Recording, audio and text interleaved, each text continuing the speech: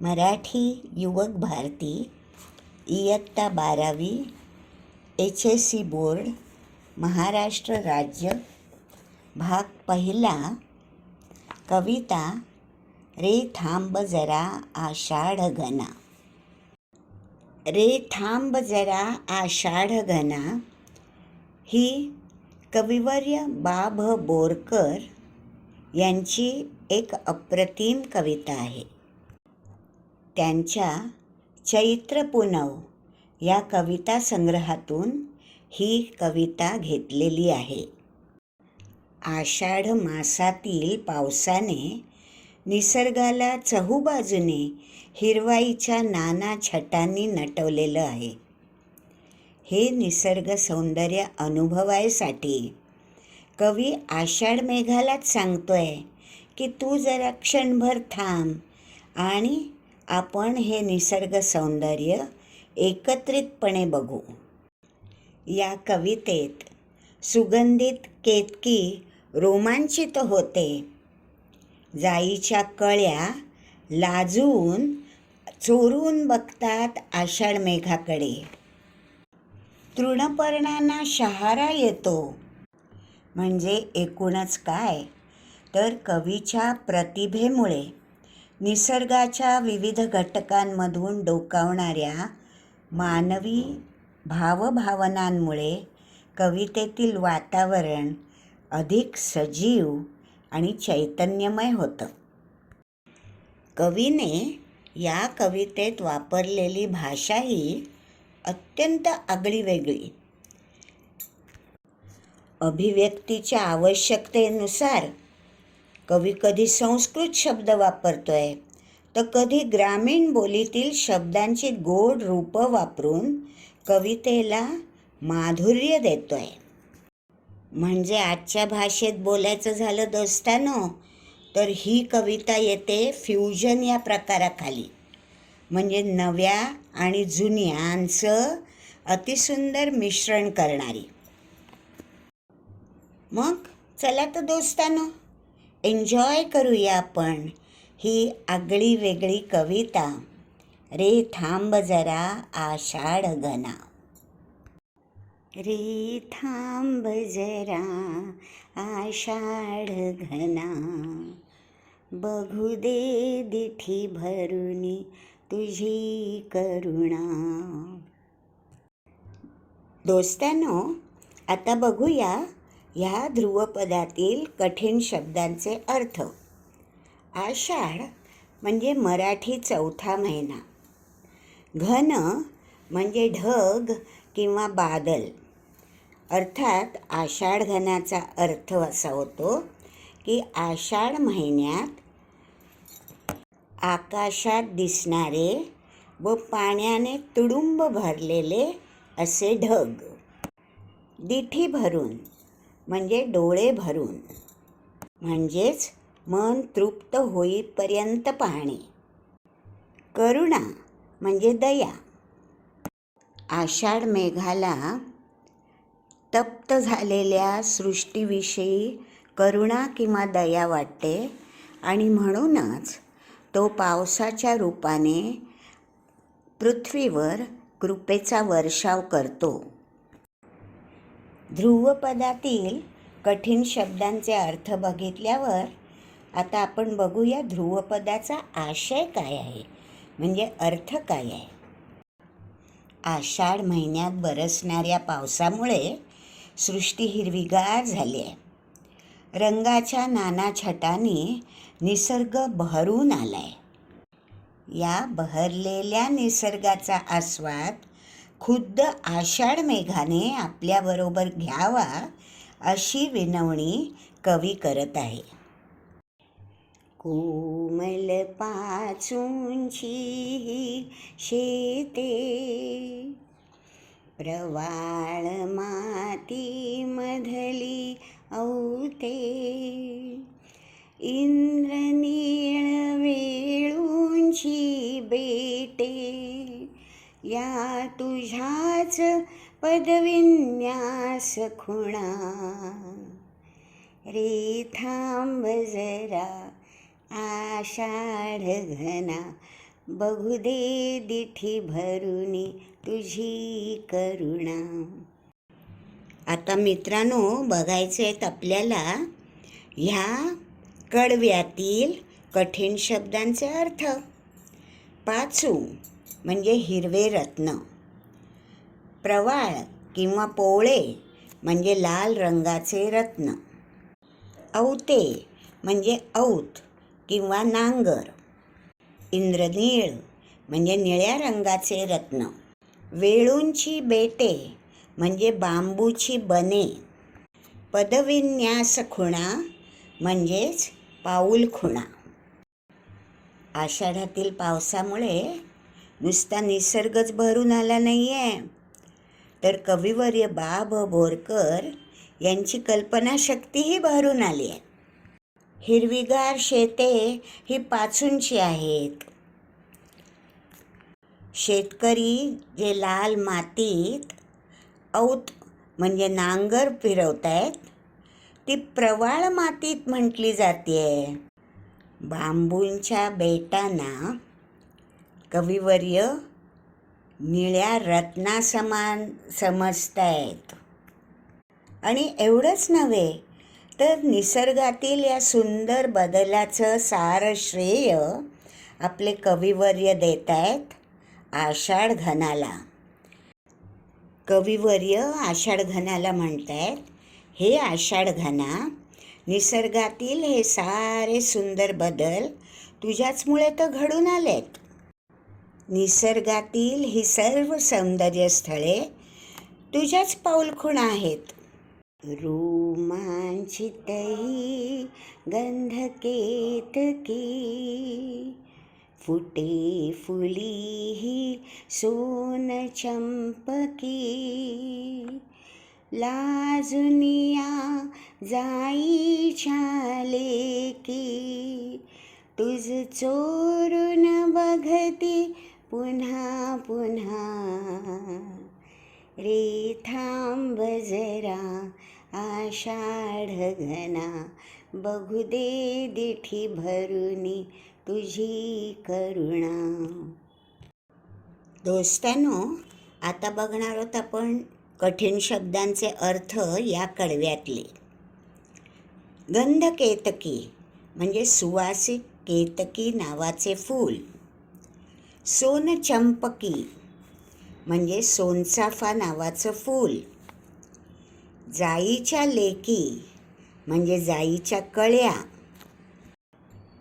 दोस्तांनो, ह्या कडव्यामध्ये आषाढ मेघाने पाऊस बरसल्यामुळे झाडाझुडपांवर काय परिणाम झाले आहेत, कशी ती फुलली आहेत आनंदाने, याचं बहारदार वर्णन केलेलं आहे.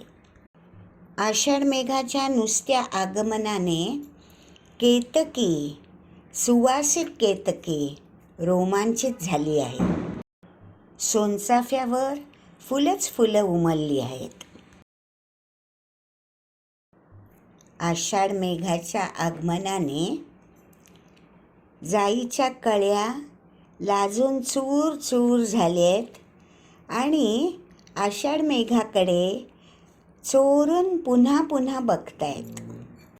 अशा तऱ्हेने निसर्गाच्या विविध घटकांमधून डोकावणाऱ्या मानवी भावभावनांमुळे कवितेतील वातावरण अधिक सजीव आणि चैतन्यमय झाले आहे. उघड गगन कर घडी भर आसर, आणि खुले कर वासर मणिघर, वाहू देया तव किमयेवर, कोवळ्या नव्या हळदुव्या उन्हा. रे थांब जरा आषाढ घना, बघू दे दिठी भरून तुझी करुणा. आता यातील कठीण शब्दांचे अर्थ. उघड गगन म्हणजे थोडा वेळ पाऊस तुझा थांबून दे. घडीभर, इथे त्याचा अर्थ आहे थोड्या वेळापुरतं. आसर म्हणजे आवर घाल, वासर मणिघर म्हणजे सूर्याचे घर, किमया म्हणजे जादू, हळदुवे ऊन म्हणजे अतिशय कोवळे हळदीच्या रंगाचं ऊन.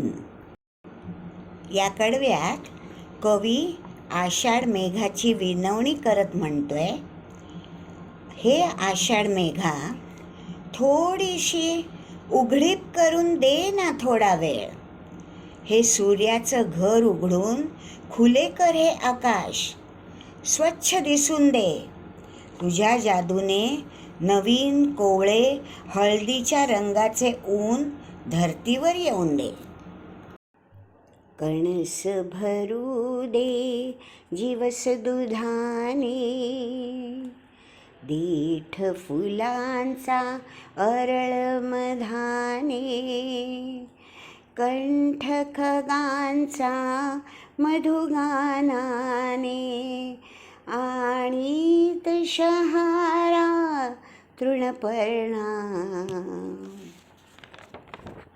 रे थांब जरा आषाढ घना, बघू दे दिठी भरुनी तुझी करुणा. आता दोस्तांनो, कठीण शब्दांचे अर्थ. जीवस म्हणजे पौष्टिक, अरळ म्हणजे अलवार किंवा शुद्ध, खग म्हणजे पक्षी, तृणपर्णे म्हणजे गवताची पाती. आता जाऊया या कडव्याच्या आशयाकडे. कवी बाब बोरकर आषाढ मेघाला सांगतायत की ताटावर झुलणारे कणसाचे दाणे तुझ्या पौष्टिक दुधाने भरू देत आणि फुलांच्या देठात अलवार शुद्ध कोवळा मध साठवून दे. पक्ष्यांच्या गळ्यातून गोड गाणी जगाला ऐकू येऊन देत आणि पक्ष्यांच्या मधुर किलबिलाटाने गवतपात्यांवर आनंदाचा शहारा फुलून दे. आश्लेषांच्या तुषार स्नानी, भिवून पिसोळी थव्या थव्यांनी, रत्नकळा उधळीत मध्यानी, न्हाणोत इंद्रवर्णात वना. रे थांब जरा आषाढ घना, बघू दे दिठी भरुनी तुझी करुणा. आता बघूया कठीण शब्दांचे अर्थ. आश्लेषा हे एक नक्षत्र आहे पावसाचं. तुषार म्हणजे थेंब. पिसोळी म्हणजे फुलपाखरं. आषाढातील पावसाचे थेंब अंगावर पडून ही फुलपाखरं पार भिवून गेली आहेत आणि भिरभिरत आहेत. थवा म्हणजे ग्रुप. रत्नकळा म्हणजे रत्नांमधून निघालेले प्रकाश किरण. माध्यान्ह म्हणजे ऐन दुपार. न्हाओत म्हणजे न्हावून दे किंवा बुडवून दे. इंद्रवर्ण म्हणजे निळा रंग. आता दोस्तांनो, बघूया या कडव्याचा आशय. आषाढ महिन्यात आश्लेषा नक्षत्र येते. आश्लेषाचे तुषार आसमंतातल्या फुलपाखरांवर बरसतात तेव्हा ती फुलपाखरं घाबरून जातात. थव्या थव्यानी भिरभिरणारी ही पिवळी फुलपाखरं त्यांच्यावर जेव्हा हळदुवी उन्हं पडतात तेव्हा रत्नांसारखी दिसतात. आषाढ घनाच्या नीलवर्णात वन सृष्टी न्हावून निघाली आहे. काळोखाची पीत आसवे, पालवीत उमलता काजवे, करू दे मज हितगुज त्या सवे, निरखित जळातील विधुवदना, रे थांब जरा आषाढ घना, बघू दे दिठी भरुनी तुझी करुणा, रे थांब जरा आषाढ घना. दोस्तानो, कठीण शब्दांचे अर्थ नेहमीप्रमाणे. पालवी म्हणजे कोवळी नवी पाने. हितगुज म्हणजे मन की बात. निरखित म्हणजे लक्षपूर्वक पाहणे. जळ अर्थात म्हणजे पाणी. विधुवदना म्हणजे चंद्राचे बिंब. इथे कवी आषाढ मेघाला म्हणतोय की मिट्ट काळोख झाल्यावर जेव्हा नव्या कोवळ्या पानांच्या आडून काजवे लुकलुकू लागतात, तेव्हा मला त्यांच्याबरोबर हितगुज करून दे आणि पाण्यात तरंगणाऱ्या चंद्रबिंबाचे सौंदर्य मला मनसोक्त न्याहाळू दे. रे थांब जरा आषाढ घना, बघू दे दिठी भरुनी तुझी करुणा,